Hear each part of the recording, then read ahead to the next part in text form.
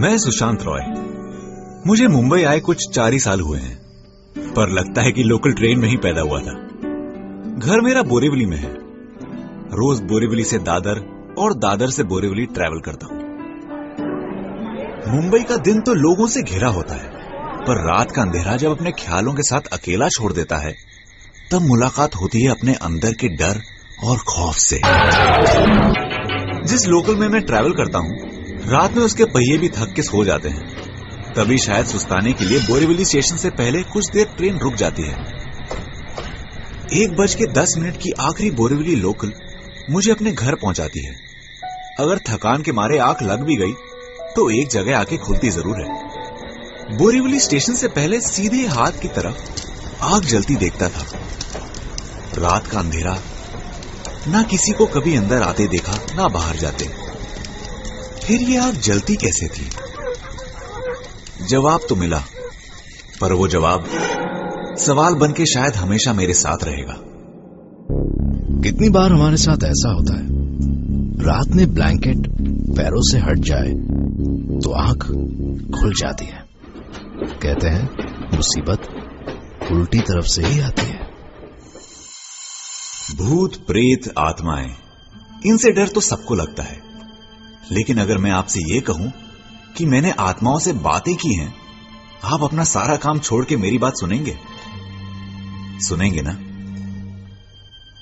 4 साल पहले मुंबई आने के बाद शुरुआत के दिनों में घर वालों की बहुत याद आती थी। एक वीकेंड प्लान किया था कि बरेली वापस जाके घर वालों को सरप्राइज दूं। निकल पड़ा। घर पहुंचा, घर वालों ने पिकनिक का प्लान बना लिया। मेरी कजन है स्वाति, हमेशा खुश। पिकनिक के लिए भी सबसे ज्यादा वही एक्साइटेड थी।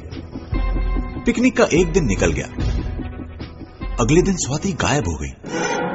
बहुत ढूंढा, 2 घंटे हो गए। तभी किसी ने कहा, अरे वो बगल वाले कॉटेज में तो नहीं चली गई? हाँ, हो सकता है। बच्चे दिख गए होंगे, खेलने में लग गई होगी ना। सुशांत, जरा देख तो। मैं चला गया स्वाति को ढूंढने। कॉटेज को बाहर से देखा तो लग रहा था कि अंदर कोई नहीं रहता। गेट खोला। स्वाति! स्वाति मिल तो गई, पर क्या वो स्वाति ही थी? स्वाति! एक कोने में घंटों बैठी रहती, हर बात पे रो पड़ती। उसकी आंखें ऐसी जैसी अचानक उसकी उम्र 20 साल बढ़ गई हो। साड़ी दो ना। कभी साड़ी पहनने की जिद करती तो कभी सिंदूर लगाने की। उस खाली कॉटेज से मैं सिर्फ स्वाति को लाया था, या उसके सहारे कोई और भी बाहर की दुनिया देखना चाहता था? इस बात को 4 साल हो गए, पर खाली घर में, सुनसान रास्तों पर या खाली ट्रेनों में हमारे अलावा और भी कोई होता है? इसी सवाल से शुरू होती है मेरी कहानी। सुना है आसपास इंसानी हंसी आत्माओं को अपनी तरफ खींच लाती है।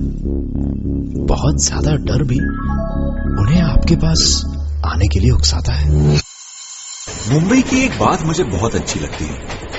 यहां पर लोगों से बातचीत करने के लिए उनको जानना जरूरी नहीं है, खास करके ट्रेन में। बोरीवली स्टेशन से कुछ पहले जो जलती हुई आग मैं रोज देखता था, एक दिन पूछ ही लिया, ये क्या है इस तरफ? अरे भाई साहब, ये इस तरफ क्या है? अरे कार शेड है, रात में ट्रेन वहीं जाके रुकती है।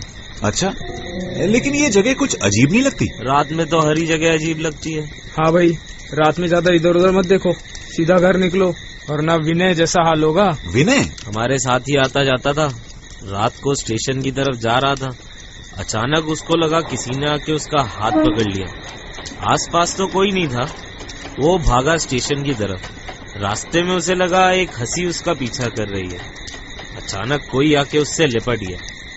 बस 6 साल हो गए हैं और अब जाके विनय कुछ थोड़ा ठीक हुआ है।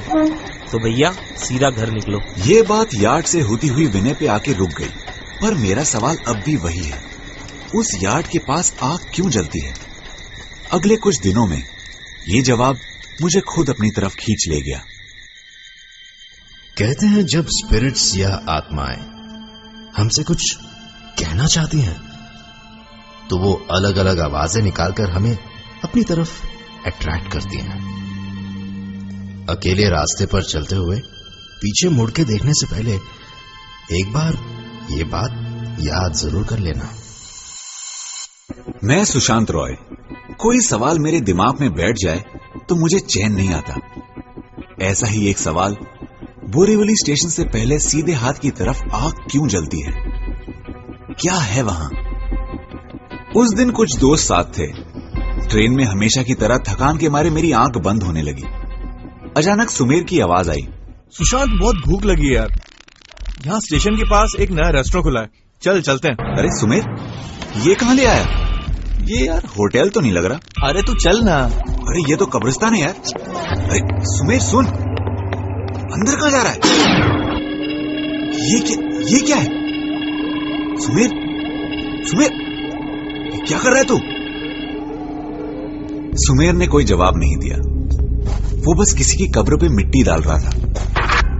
कुछ हिम्मत जुटा के आगे बढ़ा। उस कब्र में मैं लेटा था। मेरी अपनी खुली आंखें मुझे घूर रही थी। अचानक मेरी आंख खुली। मैं तो अब तक उस ट्रेन में ही था, लास्ट बोरीवली लोकल। पर यह स्टेशन तो नहीं है। फिर मेरी नजर पड़ी बाहर जलती हुई आग पे।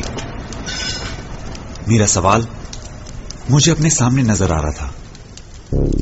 कहते हैं रात को किसी के साथ कब्रिस्तान के बाहर से गुजरो तो चलना नहीं कहना चाहिए।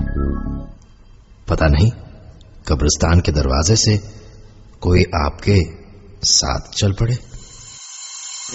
मैं सुशांत रॉय। ये कहानी तो नहीं, आप इसे घटना कह सकते हैं, या शायद दुर्घटना। बोरीवली के लिए आखिरी लोकल पकड़ी ही थी और आंख लग गई। आंख खुली तो अपने आप को यार्ड के अंदर पाया। अचानक ख्याल आया कि मानसी इंतजार कर रही होगी। उसे कॉल कर ही लेता हूं। Hello hello hello. Oh, network चला गया। तभी पीछे से आवाज आई, अरे बेटा जरा हाथ तो देना। इससे पहले कि मैं कुछ सोच पाता, हाथ खुद ही आगे बढ़ गया। ये तो खाली ट्रेन है, आप इसमें क्यों चढ़ रही हैं? मोनू संभाल के चढ़, ऊंचा है, फिर गिर जाएगा। अरे अरे अरे रुको, संभालो, अजीब लोग हैं, खाली ट्रेन में क्यों चढ़ रहे हैं? मोनू टीना का हाथ पकड़। अरे इस बच्चे के सर से खून क्यों निकल रहा है? वो तो हमेशा ही निकलता है। टीना, सावित्री, माँ, सब आ गए। अरे सुनिए भाई साहब, ये ट्रेन कहीं नहीं जा रही है। ट्रेन कहीं जाए या ना जाए, आप कहीं नहीं जा रहे। आज से आप हमारे मेहमान हैं। कहते हैं जिस कमरे में किसी की मौत हुई हो वहां शीशों को कुछ समय के लिए ढक कर रखना चाहिए। चांसेस है कि शरीर छोड़ते वक्त आत्मा उस शीशे में अटक जाए।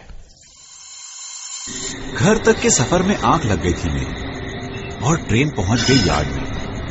और मेरे देखते ही देखते लोकल ट्रेन का डब्बा कुछ इंसानों का घर बन गया। पर क्या ये इंसान ही थे? जब उस आदमी ने मुझसे कहा, आप कहीं नहीं जा रहे, आज से आप हमारे मेहमान हैं। मैं कुछ समझा नहीं। क्या मतलब? मैं मुड़ के वहां से भागना चाहता था। मुझे पता था मेरे आसपास कुछ गलत हो रहा है, पर डर के मारे मेरे पांव वहीं पर जम गए। अंकल, आज से आप मेरे ही कमरे में रहेंगे ना? प्लीज। वो छोटी बच्ची जिसे वो लोग टीना बुला रहे थे, उसने बढ़ के मेरा हाथ पकड़ लिया और कंपार्टमेंट के दूसरे कोने तक खींचने लगी। अंकल चलिए ना, चलिए। उसके हाथ बर्फ जैसे ठंडे, पथरीले, और उस बच्ची की पकड़ मुझे जैसे लगा उसने मेरी कलाई नहीं, मेरा गला पकड़ लिया हो। अभी मैं सीट की तरफ बढ़ा ही था कि पीछे से आवाज आई, टीना, रोज कहती हूँ अपना हाथ संभाल के रख, कहीं भी छोड़ देती है। हाँ, मैं डर के पीछे मुड़ा और उसकी मां के हाथ में एक सचमुच का हाथ था। मैंने टीना की तरफ देखा और देखा कि उसका एक हाथ कटा हुआ था। सुना है कोई घर अगर कुछ दिनों के लिए या महीनों के लिए बंद हो तो उसमें आवाज के साथ एंटर करना चाहिए। पता नहीं अंदर कोई हो जो आपके अचानक दरवाजा खोलने से डिस्टर्ब हो जाए और फिर आपको डिस्टर्ब करे। एक बच्ची जिसका एक हाथ कटा हुआ है, फिर भी वो मुस्कुरा रही है। एक आदमी जो कोने में बैठा कब से एक ही चाकू तेज कर रहा है। कहां फंस गया हूं मैं? ना रो पा रहा हूं ना चीख पा रहा हूं। बचपन में जब कुछ अजीब सवाल पूछता था तो मां कहती थी, अरे बेटा, ऐसे सवाल नहीं करते, खाली दिमाग शैतान का घर होता है। क्या ये वही घर है? कौन है ये सारे? मैं इस यार्ड को अंदर से देखना चाहता था, पर क्या इसके बाद मैं कभी बाहर की दुनिया देख पाऊंगा? ये ख्याल आते ही मेरे कदम खुद ब खुद दरवाजे की तरफ बढ़ने लगे। अचानक उस ट्रेन का पूरा डब्बा गूंजने लगा। अगला स्टेशन जोगेश्वरी, पुढ़ील स्टेशन जोगेश्वरी। अगला स्टेशन गोरेगांव, पुढ़ील स्टेशन गोरेगांव। अगला स्टेशन मलाड। तभी मेरा फोन बजने लगा। स्टेशन मलाड।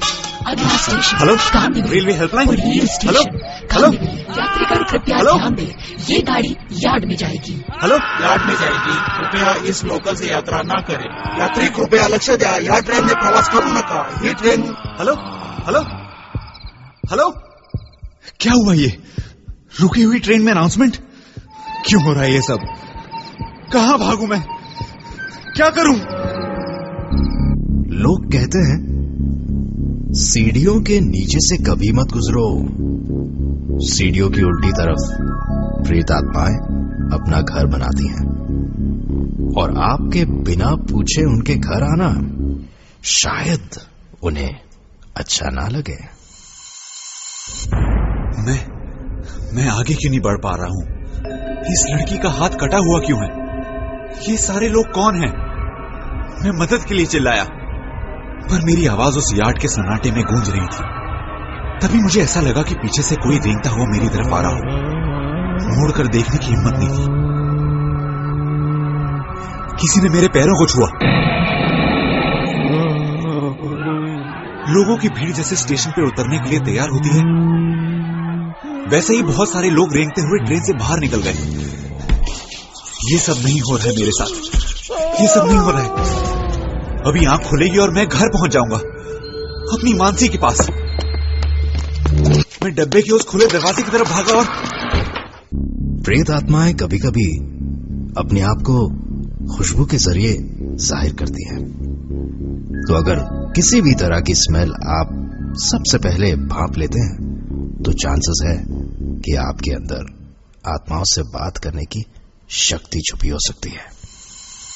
रोज दादर से बोरीवली के अपने सफर में सोचता था कि ये यार्ड के बाहर आग क्यों जलती है। रात को रुकी हुई ट्रेन में क्या सच में कोई नहीं होता? दिन में लोकल ट्रेनों में इतने लोग होते हैं कि सांस लेने की जगह नहीं होती है, लेकिन रात में इस लोकल की सांसें कैसे चलती हैं? क्या होता है इनके अंदर? इस सवाल का जवाब मुझे हमेशा के लिए इस ट्रेन में छोड़ गया। भूत, प्रेत, आत्माएं, उस ट्रेन का परिवार अब मेरा परिवार है। अब भी मैं हर रात बोरीवली के लिए आखिरी लोकल पकड़ता हूं, पर अब मेरा घर बोरीवली में नहीं, उस यार्ड में है। कभी ट्रेन में बैठे बैठे आंख लग जाए तो आप भी आइएगा मेरे घर।